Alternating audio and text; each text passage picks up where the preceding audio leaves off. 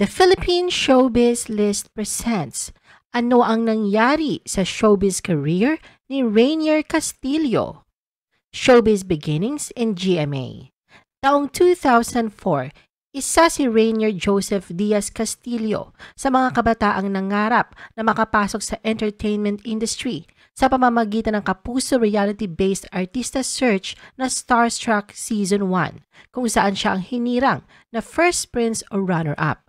Ang kanilang batch ang maituturing na pinakamatagumpay dahil sa dami ng sumikat sa showbiz tulad ni Jeneline Mercado, Mark Heras, Yasmin Curdy, Katrina Halili, Christine Reyes at marami pang iba.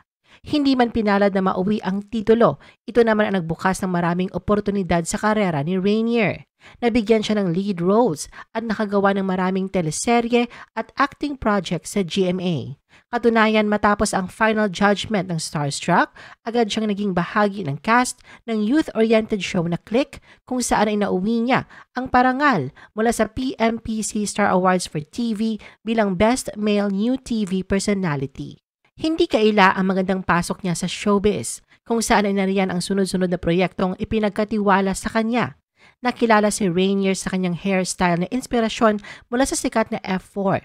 At sino ba naman ang hindi mahuhumaling sa taglay nitong killer smile na nagpakilig sa maraming kababaihan noon. Ilan lamang sa kanyang nilabasang programa sa Kapuso Network ay sa mga fantaserye na Mulawin, Mahika, Etheria, Kamandag, Fantastic Man at Tasha Fantasia. Naging visible din siya sa comedy shows tulad ng Hocus Pocus at naging sa drama series katulad ng Love to Love, Maynila at Bakekang. Si Rainier din ang naging boses ni Uryu Ishida mula sa anime na Bleach. Napanood din siya sa big screen sa mga pelikulang Hellphone, Pangarap Kong Jackpot, Bahay ni Lolo Yugo, Dead na si Lolo, Shake, Rattle and Roll 2K5, Love Struck at So Happy Together. Maliban rito ay naglabas din si Rainier ng awiting may titulong I Love You Babe, kung saan ay nakasama niya sa naturang music video bilang love interest, walang iba kundi si Yasmin Curdy. Hindi nga sekreto na isa sa dahilan na matagumpay na karera noon ni Rainier ay dahil sa nakakakilig nilang tambalan. No contract with GMA Artist Center. Matapos ang 6 na taong pananatili sa bakuran ng GMA, ginulat ni Rainier ang lahat sa desisyon nitong paglipat ng ibang istasyon. Taong 2010 nang pumirma siya ng 2-year non-exclusive contract sa TV5. Sa isang interview noon kasunod ng pagpapakilala sa kanya bilang bagong kapatid, natanong si Rainier sa detalye ng kanyang paglipat. Pagbubunyag niya na ang kanyang inaraw talaga ang gumawa ng unang hakbang. Matapos nga raw ang teleserye niyang Full House sa GMA, ay umakyat sila sa Artist Center at nakipag-usap sila kung ano ang susunod niyang proyekto.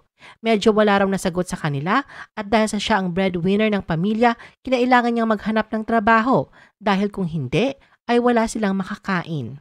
Pag-amin ni Rainier nung meeting raw nila ay sinabihan siyang hindi naman daw niya ibinibigay ang best niya, kaya hindi makapagbigay ang mga ito ng guaranteed show sa kanya. Dagdag pa niya na noong 2008 pa pala siya walang kontrata sa GMA-AC. Isa itong bagay na naging malaking sorpresa rin sa kanila dahil 2010 lang daw nila ito nalaman ng mami niya. Technically, 2 years na raw pala siyang walang kontrata sa Kapuso Network.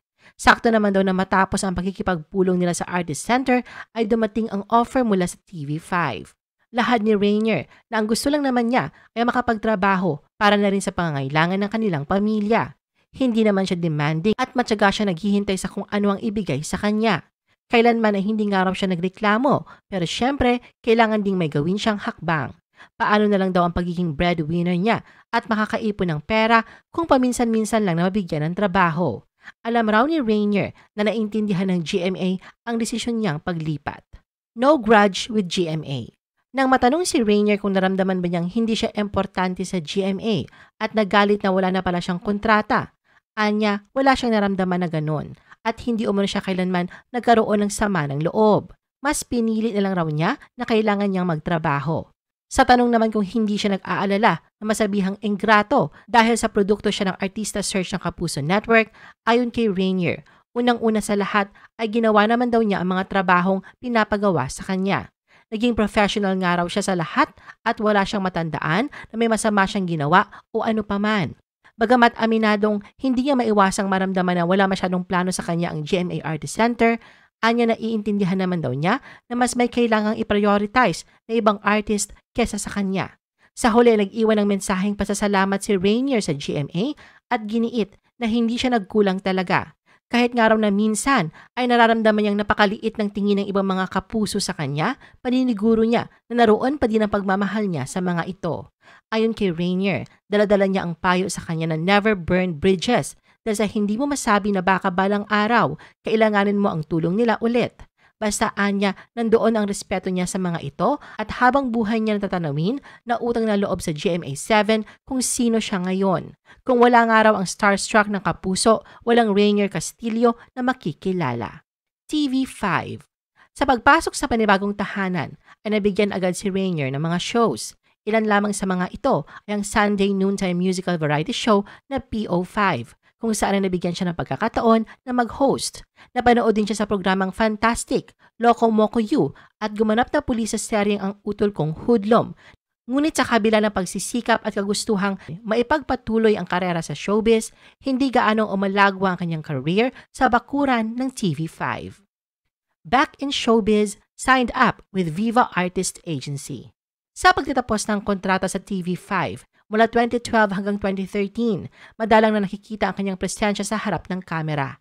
Noong 2014, naramdaman muli si Rainier sa panakana-kanyang guest appearance sa GMA tulad ng Tunay na Buhay, Investigador at Magpakailanman.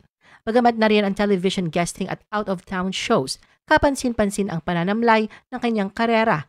Ganun pa man ay hindi niya ito sinukuan. Noong April 2016, nang pumirma si Rainier ng 3-year contract sa Viva Artist Agency. Nang makapanayam, inamin niyang na-miss niya ang showbiz at hindi maiwasang manibago. Samantala, hindi man daw siya active sa showbiz, may pinagkakaabalahan naman daw siyang heavy equipment business. Sa pangangalaga ng VAA, nabigyan si Rainier ng pagkakataon na mapanood sa ilang TV projects mula sa TV5 at GMA. Ngunit sadyang hindi umayon sa kanyang panahon dahil hindi na naman umabante ang kanyang career.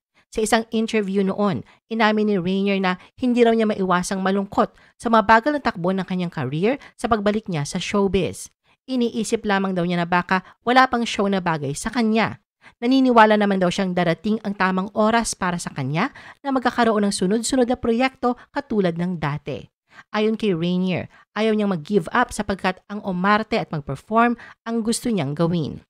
Pagdating sa trabaho nga raw ay hindi naman daw siya choosy dahil baka ang ending ay lalo lang mawalan. Katunayan ay nagtatanong pa nga raw siya sa Viva kung bagay sa kanyang inaalok na projects dahil sa alam niyang ang mga ito ang nakakaalam sa kung ano ang makakabuti sa kanya. Hindi rin daw niya binibigyan ng deadline ang kanyang acting career at handang maghintay sa tamang panahon ng pag-abante nito. Rainier opens up about his showbiz absence. Sa pagkawala sa spotlight, naroon naman ang pagtuon ni Rainier ng pansin sa kanyang negosyo at binubuong pamilya sa piling ng asawang si Diane Quezon at mga anak. Sa kabila ng tahimik na buhay sa labas ng showbiz, nariyan pa din ang mga katanungan sa paglisan niya sa larangang ito. At sa isang episode ng Bawal Judgmental ng Eat Bulaga noong June 2020, kung saan isa sa celebrity guest si Rainier, nagbalik tanaw siya sa kanyang karera. Pag-amin niya na dumating siya sa puntong nakaramdam siya ng pagod, kaya ilang taon din siyang inactive sa showbiz. Noong panahong yon ay halos hindi na raw niya nakakasama ang kanyang pamilya, lalo na kapag may okasyon na Pasko. Pero hindi itinanggi ni Rainier na namimiss niya ang pagpupuyat, mga racket at ang mga out-of-town shows. Binanggit din niya na ang pagsalo niya sa Starstruck ang itinuturing niya na hindi makakalimutang karanasan sa showbiz. Sa mahabang panahong pagkawala sa showbiz, ay sadyang naroon ang pagmamahal ni Rainier sa unang karerang tinahak. Dahil kamakailan lamang ay nagbabalik showbiz si Rainier kung saan ay masisilayang muli ang kanyang pag-arte sa upcoming GMA7 teleserye na Black Rider. Sa guest appearance ni Rainier sa programang Fast Talk with Boy Abunda noong August 15, 2023 kasama si Mark Heras ay napag-usapan ang tungkol sa kanyang showbiz career. Nang matanong ni Boy kung bakit umabot ng 10 taon ang kanyang pagkawala, inamin ni Rainier na medyo nalihis at namali siya ng landas na tinahak. Malaki raw ang kinalaman dito ng mga maling taong kanyang pinagkatiwalaan. Hindi na nagdagdag pa ng detalye si Rainier pero ang pangyayaring ito anya ang kanyang pinagsisisihan. Sa tanong naman kung bakit siya nagbabalik, lahad ni Rainier, naramdaman niyang ito na siguro ang panahon. Samantala, nagpabatid ng labis na kasiyahan si Rainier ngayong nakabalik na siya sa industriya. Anya, itinuturing nga raw niya na calling ang showbiz comeback niya na Black Rider na malapit ang mapanood sa kanyang unang tahanan, ang GMA. I-post ang inyong comments at reaction sa baba. At huwag kalimutan na i-like at i-share ang video na ito.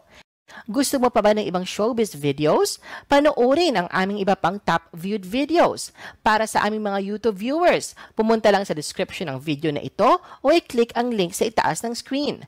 Para naman sa mga Facebook viewers, ay maaari ninyong hanapin ang mga link sa comment section ng video. I-follow nyo din kami sa Facebook at mag-subscribe sa aming YouTube channel. Thanks for watching!